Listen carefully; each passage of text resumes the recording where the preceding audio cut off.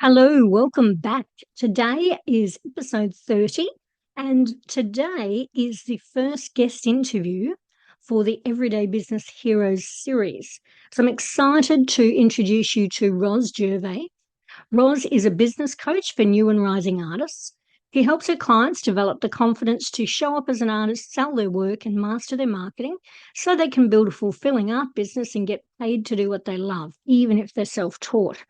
So Ros herself is also a modern botanical painter with amazing works. And she has her work showing in 3 Australian galleries and has first-hand experience in building an art business from scratch and developing it into a 6-figure multiple income stream business that she adores. She's also the co-host of the Paint, Rest, Repeat podcast and a regular columnist for her local magazine. She was a finalist in the Unearthed Art Prize and has 2 tertiary degrees in design and teaching. So not only does Ros walk the talk, but she also has supported thousands of artists through her free and paid services. I'm really excited to share this interview with you. Ros and I had lots to talk about. I love that she is supporting women in business and artists and helping them really develop their businesses. So let's get started talking to Ros. You're listening to Her Money, Her Business, a podcast for women starting or growing their own business. And it features episodes about knowing your finances, improving your money confidence, and growing a profitable business that's built to last. If you wish you were good with money, want to feel more confident managing your money, or want to struggle less while making money, then you're in the right place. I'm your host, Sonia Belzarolo, business financials coach, bookkeeper, and champion for women who want to be the master of their own financials. So let's get started. So thank you, Ros, for being on the podcast. It's great to talk to you. Thank you for having me, Sonia. Yes. So we're in the same group online, Insta Growth Club, which is amazing with Jade. And I've seen your posts and things, and I'm a bit of a closet creative myself. So I'm quite excited to get into this chat and talk about your business, really. So what has brought you into the business that you're doing now? Like, what's your business journey been? Did it start as an artist and then shifted into what you're doing now? Yes. So in summary, yes, that is correct. So I started out creating my art or returning to art as an adult when my children were young. And I'm always really thankful for that little period of time that a lot of women have where you can just sort of reassess where you are, what you're doing, what you want. And so when my children were young, when they were littlies, I had this opportunity to return to art making. And it just sort of basically went from there. I started selling my work. I started taking part in exhibitions, in prizes. And then I started to not want to go back to my day job, which at the time was primary teaching. And that's basically the start of everything. And now I'm full-time in my art business. I make my own art. My art is in 3 galleries across Australia. But also I am a coach to other artists who are wanting to get paid to do what they love and have a similar transition that as I have had. That's amazing. I had a feeling that that's what your journey had been. I've done obviously a little bit of research on you before we chatted, but when I was in the corporate arena for probably 22 years, and I stopped to have kids and left my corporate career behind. So my kids are now 8 and 9.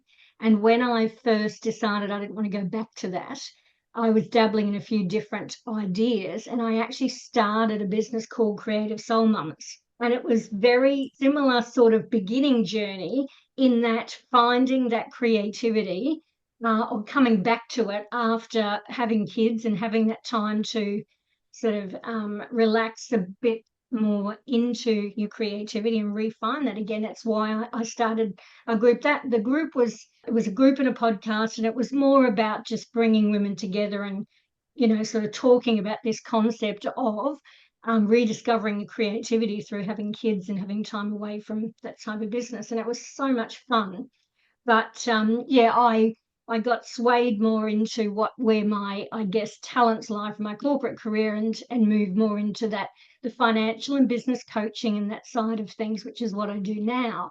but I still have that underlying thread of creativity. I see myself as not necessarily someone who would become an artist like you are. I don't, I don't believe that level of talent of the beautiful paintings and things that I can see behind you that you do and on your Instagram. But I try and bring creativity to my business. So I do, I love playing in Canva and doing all the graphics and the design and all that side of things. I try and bring that creativity in. So I've got something in there that, that still has that side of things. So I really love what you're doing with your business in terms of you've obviously got the talent of the creativity and the artistry, but being able to help other business owners, do that for themselves as well. It's amazing. It must be so fulfilling. It is incredibly fulfilling. I was just going to say it's so rewarding as well. It's helping people who are where I was, a number of years ago. So it's just amazing. And I really love what you said, particularly about the creativity and how that plays into business, because that is a line that I often say, that if I can get my artists to apply their beautiful creativity beyond the easel and also to their business, that's the sweet spot. So I know that you're all about the finances and the money management piece. And so even in there, having that clarity around your income goal, but being creative in solving that problem through the various products that you sell in your business, like that is actually creative. So if my artist can look at it that way and have fun in that space, designing the business that they want to own, that's what I want for them. I love that. Yeah. And even as far as, when I talk on the podcast as well, I've talked about a few different ways of looking at the strategic type stuff that you do in your business. So things like Notion, which Jade introduced us to not that long ago in the Insta Growth Club. I love that's got similarities to me to Trello, but for me, that is more of a creative's business owner space, because you have that visual, that tactile, that, you've obviously got the strategy part of it you use it for, but you've got that creative side as well, which you don't necessarily get in ClickUp and Asana and the more traditional project management strategy tools. And being able to be creative, or when you're setting your goals, if you're a creative, then it might be a better way to do things to map it out on a wall and have the vision boards, which I listened to one of your podcasts this morning that talked about vision boards. You and Laura were talking about that. And there's so many ways that creatives can be creative, like you say, in their business, besides the actual creative products that they're releasing. 100%. It's so true. I haven't explored Notion specifically, but I do use Trello and Asana, and a Google Calendar is actually my lifeline. That's how I stay really organized as well. But all these tools are really, really important. A lot of artists struggle to move into that space of organization and even project planning. So knowing they have an exhibition coming up, for example, and all the bits they need to do and the runway they need. So it is really important. I love this part of our conversation. It is really important to have some systems in place and some tools to help you to achieve what you're after, so that you're not left in that last minute panic. Yes, that's right. Yes. And then bring your own spin to it, so that it feels still like you, that you're not having to completely step into this corporate strategic world, that you've still got your creativity around it. It's amazing. And we're all rebels, right, Sonia? Exactly. We absolutely are. I love that. So what was your motivation to start your business? What did you do, if anything, before being an artist? Were you out in, other businesses doing things, or did you go straight to art? I have had a fairly windy background, so I will just share what is relevant, really, or I'll be succinct on the bits that might be a bit boring. So I started out at the College of Fine Arts. I studied design many moons ago. So I started with design, and I specialized in graphic design and also spatial design. It was called environmental design, but it sounds a bit green. I am a bit green, but it was more about spatial design. And then I ended up working in interior design. And that took me eventually into design management for corporates. I actually worked for Macquarie Bank for a period of time. And for me, that was a step too far from creativity. For me, it was, yes, it was design. Yes, I was dealing with color and spaces and all of that jazz, but it was too far from the hands-on creativity. So I actually had a career change at that point because I also wanted to be more in service to the community. And then I moved into primary teaching. Then I had my own children. And then I had another little bit of a change in front of me. And that's when I moved into art. So a bit windy. And sometimes I have been pretty hard on myself, thinking that I've been too choppy and changey. I've been too everywhere. But I've actually come to a place where I'm at peace with that, because each part of my journey has allowed me to do what I do today. So now I'm confident in the area of teaching. Now I know how corporate environments work. So when I run a painting workshop for those environments, I know what I'm getting myself into. And I have the design background, the interior background as well. So it's all come together into what I'm doing today. Yes, absolutely. Yes, it's a perfect storm of all sorts of experiences coming. I feel like I have that same journey as well.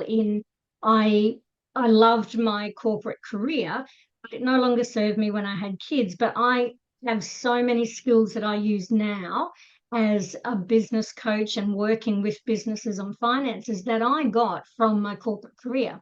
So it might have been 22 years, it might have been, 10 years too long in that side of things, but so many skills and things that I loved and I got from that. I'm very appreciative of that journey to get me to do what I'm doing now, which I also love doing. A similarity I see as well between what you're doing and what I'm doing is this area of service. So we've taken all the things we have learned from our journey to date, and now we are putting that into place in our own businesses so we can use that to serve others and to help them on their journeys. And I think there is something really beautiful about that it's this accepting our pathway, accepting that we actually have something to give, and then sharing that with the world. As you were saying, it's so fulfilling and so rewarding. You and I think are just in this dream space. There's not a second I feel ungrateful. That's the wrong word. There's not a second that I don't feel grateful for this being my work. And I'm sure you feel similarly. Absolutely, yes. And so let's talk about your financial journey. So what sort of highs and lows have you been through in terms of really getting to grips with how to be financially savvy in your business? I think in the little intro that you sent to me, you said something like, I think, head in the sand. I say flying blind, but it's the same thing. So tell me a little bit about that journey. Yeah, so I have been known for being chucking an ostrich, which is what I call it. So yeah, head in the sand, just ignoring all the numbers, fingers in the ears, la la la la la. I'm just going to carry on, follow my heart, follow joy, and I am all for following the heart and following joy. But there comes a time in your business where you also have to pay attention to the numbers, and it is not necessarily an easy journey, but I think when you come up to this point in your business where there is no going back, you are fully committed. You simply have to address your numbers. There's no other way. There is no other way. And so that for me has been my journey. So now I do things in my business, like I have Money Mondays, where I will check out how much money I've made in the last week, and then I will divvy that up according to profit first. And I will pay bills as well on my Money Monday. Knowing that money is not my strong suit historically, I also have a bookkeeper that helps me to reconcile all of my accounts, and she does my BAS as well and all of that. So I think also for those who are listening, I don't think we should be shy of engaging someone else to help us, either to coach us or to do the work for us, even to a base level, just to help us over those, awkward stages when we're still learning, but we still have to do the thing, we still have to get our accounting done. Yes, and I mean, it is an area that can easily derail people at some point if they don't get to grips with it. So, I mean, I think definitely Profit First is a great place to start for anyone who's unsure of how to better manage their finances. It's a really good system. The Barefoot Investor as well is excellent. It's a very similar concept of buckets of money and things. Barefoot Investor is more the personal finances, but we, in our family, we adopt the same thing. My husband has his own business as well, and it's a similar concept. So it's a really good way of running things. Yeah. What do you like about Profit First? I like the simplicity because I think Yeah. for creatives like myself and my clients as well, sometimes we get a little bit overwhelmed. And I think the lines we tell ourselves, like we're not good with money, this is all too hard, makes things harder, funnily enough. So a simple system helps us to achieve our goals and find that clarity. I actually use Barefoot Investors model as well for our personal finances. And I've heard you mention before, Sonia, in one of your previous episodes about the importance of knowing your personal finances and being across that. And I could not agree more. And often I'm finding with my clients that the challenges with managing their money in their business is actually stems from that point. Yeah. Have you seen that as well? Yeah, absolutely. Because there's no ability to be amazing at business finances and not and have a terrible personal finances. Like it just doesn't happen. If you're, semi good at managing your personal finances to amazing, then you're going to bring that into your business. But if you're really struggling to get your personal finances under control, equally you're going to bring that into your business. So yes, absolutely, it's a running thread, and so I definitely send people back to personal finances first, get a bit of a system in place for that and have a look at that, because also a lot of people that you and I would be dealing with are sole traders or sort of in that first few years of business, and they really need to get some basic systems in place, that sort of that position that they're in their business. They haven't been at it for 7 years and then all of a sudden decide they want to understand their financials. And so really, being able to put something basic in place is, it's really important to give you that sustainability for the long term. And there's no such thing as too early, I think, in terms of setting these things up. Absolutely. A lot of my audience, they have trouble with this whole concept of profit first when they're not making enough income in their business yet. And so they don't quite understand, how does that work? Can I actually flip the direction here and ask you, do you have advice for those artists that are very early on in their journey? They're fully committed. They want to set up this profit first model, but they don't know what to do when they're not making enough money yet in their business. What's your take on that, if I can ask you? Yeah, I think that is a really hard concept to get around, and I think you just have to do the best that you can with that model. It's at that early stage when you don't necessarily have the amount of money that you want to be putting into your income bucket, let's say, or what you're paying yourself, then it's the concept and the mindset of that. So it's the putting something in there, no matter how small that may be. It's the setting up of that mindset of, I'm paying myself something. I'm getting something out of, what I'm doing. And then you just, build it up from there to where you actually want to be turning that into your, 100%. This is my income. This is paying my bills. This is where I want to be. Exactly. I think there's a lot of power in it as well, because it's casting the dream, it's setting things up for the business you're going to have. Yes. And I think, I can't recommend setting this up in terms of the profit first model at the get-go. And I have advised to others of my clients as well to have an owner contribution into the business finances initially, and then to change that around as your income increases. And also, even just aside from that profit first model, just the whole, baseline of what you should set up in the beginning.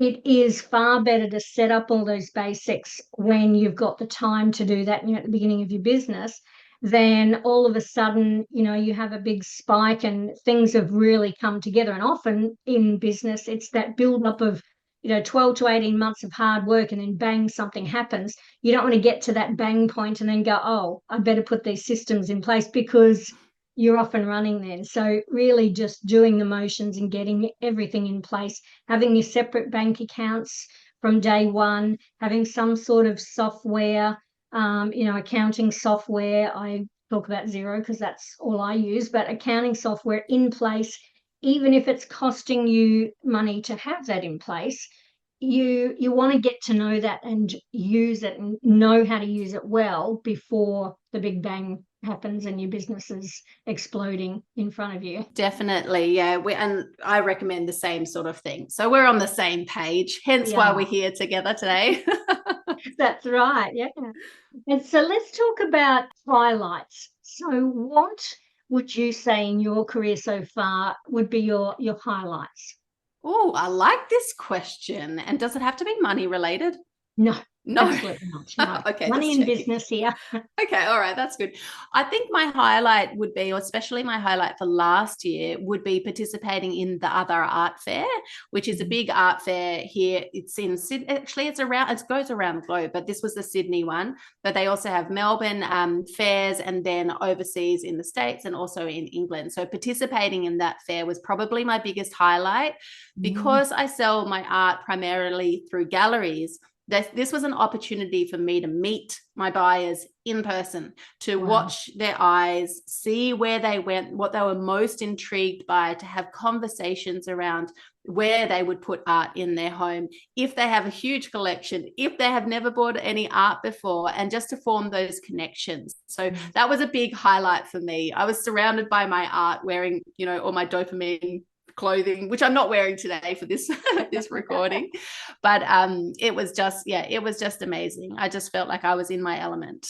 And I can see how that, I've never thought of selling art in terms of you getting to meet the customer and people who are buying your artwork, but I could see how valuable that would be. Is that something that the people you work with maybe struggle with, wanting to be in front of customers like that? Because it seems to me that that would be a huge value to find out what your customers really want.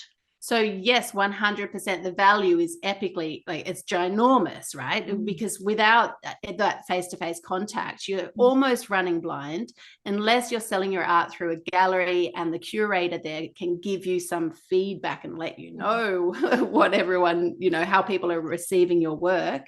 But for a lot of artists are pure introverts. So I consider myself an extroverted introvert. I can turn it on when I need to, but a lot of artists are just pure introverts. So the idea of an art fair, whilst they can see the benefits, is very daunting. And so that is something that I do help my clients with, is that confidence piece, looking at the bigger picture goals for the art business and seeing if fairs or exhibitions form a part of that journey. And if they do, finding a way to have those experiences in a way that is not going to freak them out, in a way that feels aligned with who they are as a person. You don't have to be anyone. These artists don't have to be anyone other than themselves. Yes, and I do like that you post a bit about that concept, and particularly as a coach that you are, that there is no cookie cutter. Every business, and I come from business financials coaching in the same way. No business is the same, and no business owner is the same. Their experiences are different, how they want to live and work, and their values are different. So you absolutely, need to find what works for you in your business. Yeah. And that's something that I feel I will always do in my business, is tend to my individual clients. So whether it's through my membership, we've got more than 90 members at the moment. We're called Art for the Heart. And then, or whether it's through my VIP mastermind program, or whether it's through more obviously my one-on-one, but I will always tend to my artists and my clients as individuals and help them along their individual journey towards where they want to go, because I see the full person. They're also not just artists. They are whole people with families, with health concerns, with other responsibilities as well. So I'm sure you work with your clients in a similar way. Yes, absolutely. Yes. And I also think there's not a lot of people really talking about, a woman's journey in business, because my business is completely different now that I have, kids in year 3 and 4 than when I started my business, and they were literally babies 16 months apart. And I was like, how am I even running a business? This is crazy. So the journey, that I've had, and I know that, most women that have been on that journey with kids and leaving careers behind and and starting businesses while their kids are young and things, it's a journey that's very individual, and your business can change so dramatically in space of time. So that coaching then needs to allow people to have that journey, women to have that journey, and talk about it's okay that journey's like that. It's okay that when your kids are younger, that you might only have 10 hours to work with your business, and as they get to school and you have a bit more time, you have a bit longer. It's just part of being in business as a woman, and it's okay. I agree. And also permission to get help if you need help, on a range of levels. As I say that, I'm thinking about all sorts of levels of help. But so permission to book in a little bit extra care for your kids, permission to have a babysitter come once a month so you can have 3 hours to yourself, permission to do those things just a little bit to make life a bit easier on yourself. Yeah, absolutely. And so we've talked about highlights. So what about some lowlights? What have you learned along the way that may help listeners through your journey? Oh, I like that question as well. Lowlights, going to pay a bill and noticing you have no money in your account. That's a low light. It absolutely is. Yeah. So being across cash flow, that is a really big learning that I had a little while back. So being able to project where you feel like your money will come from across the different months, across the year, so that you can just have a little bit of confidence around whether you're going to have enough money to pay your bills. And then the other one as well is being across your expenses, obviously, so that you're not overcommitting and committing beyond your income. Yeah, definitely. And what about investments in your business? So are there things that maybe you've invested in and now you look back and think, gee, that probably wasn't necessary, or, at different stages of your business, or things that have worked that you've invested in that you're really happy that you've done that? I haven't reflected on this question before. And as you're asking it, I'm thinking, I don't think I have any huge regrets. I've invested a lot of money into coaching before, different levels, and I don't have any regrets about that, because I am all about the education. So as long as you're learning something and putting it into application, then I think there's a lot of value in coaching. I've spent a lot of money on having my artworks professionally scanned so I can turn it into prints, things like that. I don't think I have any regrets around that. The only tip for me in that regard is just being careful about when you pay those bills and managing that cash flow side of things. Yes, we don't need starving artists. No. Making money. Exactly. And, I did want to talk about that today, actually, the whole starving artist mentality, because it's a huge one, right? I'm sure you've heard it. Absolutely, yes. And how do you, I'm sure that's part of your coaching in terms of mindset and things. How do you deal with people, give them advice around that? Around the starving artist mentality, I feel it's just such a toxic concept. The second an artist starts to sell their artwork or make artwork that meets the demand, there's a portion of society that will call them, a sellout, or call them a commercial artist in a negative sort of a way. And it just hurts my feelings, because it's this whole tall poppy syndrome, and it's this whole put those artists back in their box sort of syndrome. And I just won't sign up for it. So I'm a little bit allergic to that whole concept, because it's just not the right way to treat people, and it's not the right mindset either. So but how this plays out for artists instead often is underpricing their work, undervaluing their expertise, and this assumption that you cannot make a career out of art. And for me, that is something that has fueled my fire since I started, because I will not sign up for that. So I'm here to prove the naysayers wrong, and I have. So I make a proper income out of my art, and I do more than just my artwork. I do coach, and I also run workshops, and I have a kids art program as well. But it can be done. I'm evidence of it. I help a number of clients to achieve exactly the same thing. So all of those people can shush. Yes, the proof is in the pudding. And I'm really fascinated having, kids, girls now that are right now their dreams are all around creativity. One of them writes books. My 8-year-old, she illustrates them and she writes them, and she's adamant on being a writer. And the other one is very much, just creative in drawing and painting and wanting to do all of that sort of thing. And she wants to start a flower business. So she may be one of your clients in a few years. She wants to do flower painting and all that sort of thing. But I'm just fascinated at the conversations that we have with kids around this, because right now there is no starving artist idea. There is no concept that they can't do this. But at some point in their life, something happens in society and they start to get these ideas. So it'll be interesting to see how sort of that progression happens, because that won't be coming from me.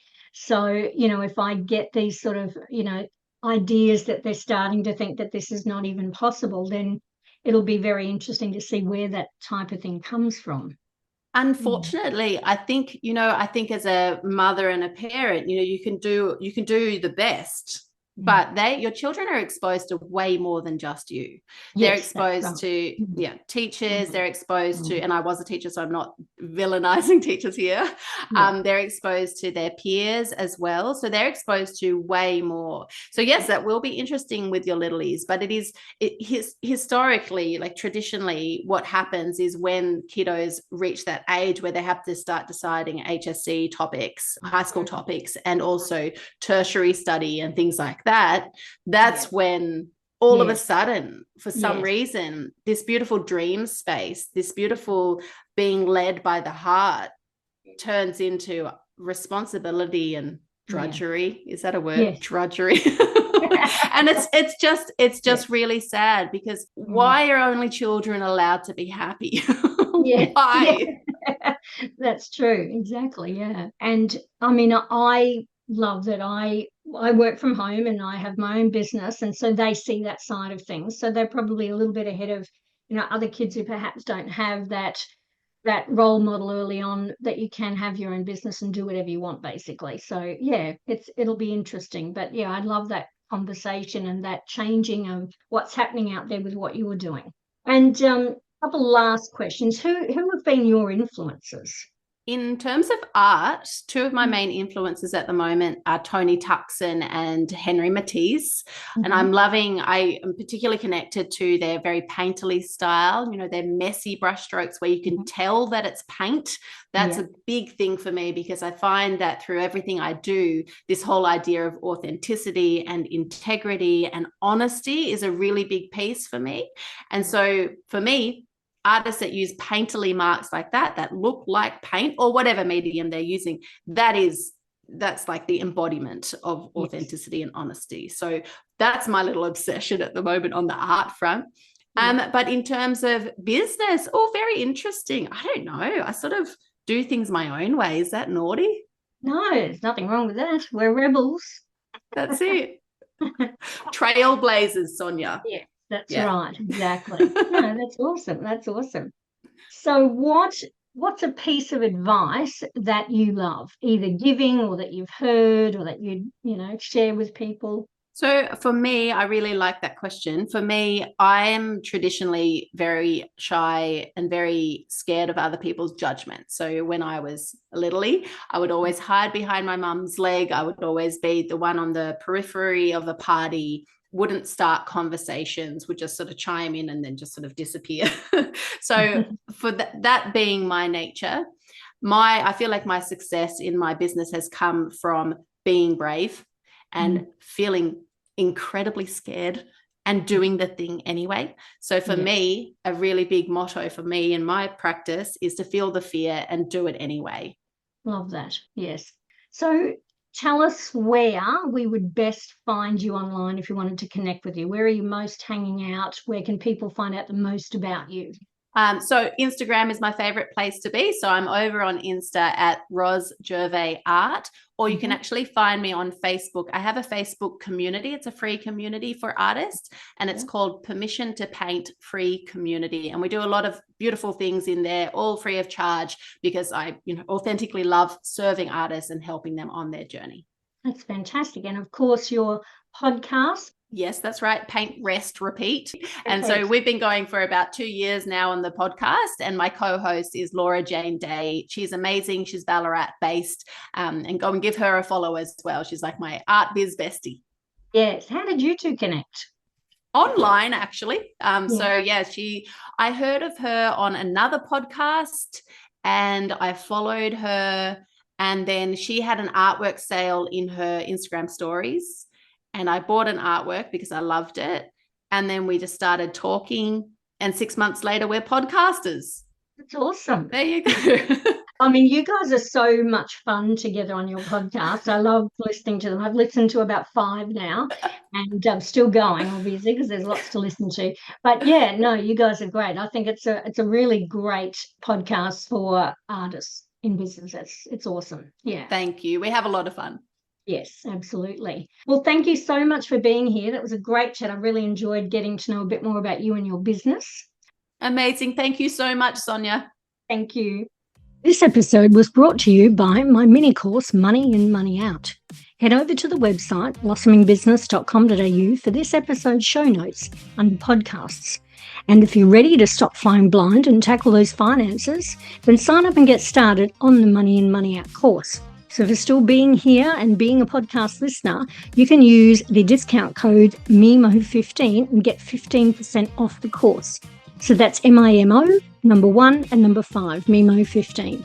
So you've been listening to the Her Money, Her Business podcast with me, Sonia Belzarolo. If you've enjoyed this episode, please also head over to iTunes and leave us a review. It really does help to get the podcast out to more people, and I love hearing your feedback. So thanks for listening. Here's to knowing your finances and growing your business, because it's your money and your business.